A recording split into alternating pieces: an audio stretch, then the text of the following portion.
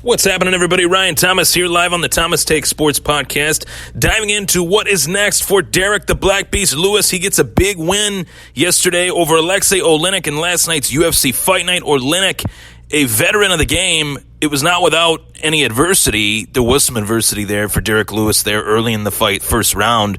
I was shocked that Derrick Lewis tried to take this fight to the ground. I thought that Derrick Lewis would want to trade and stand, and his coaches implored him to stand and trade. Do not grapple with the boa constructor known as Aleksei Oleinik, a 20-year grappling veteran of the sport, a guy that has fought the who's who, a guy with 59 career wins, 46 of which were via submission finish. So a true grappling ace, no doubt about it. And Derrick Lewis tries to take the fight to the ground. I thought, what the heck is going on? But Derrick Lewis was able to pull out the W, get the W, and secure the victory in the second round via TKO.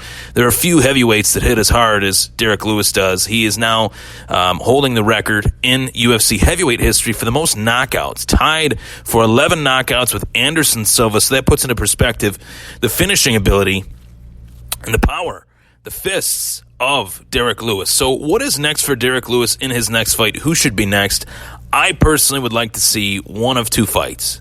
Either Francis Ngannou in a rematch to their first extremely boring fight, or a bout with Curtis Blaydes. I feel like wrestling-wise, Curtis Blaydes wrestling versus Derrick Lewis in the striking would be a classic wrestler versus striker matchup. So breaking down what's next for Derrick Lewis, I would say Francis Ngannou to redeem that horribly boring fight, as well as a classic striker in Lewis versus grappler in Blaydes matchup.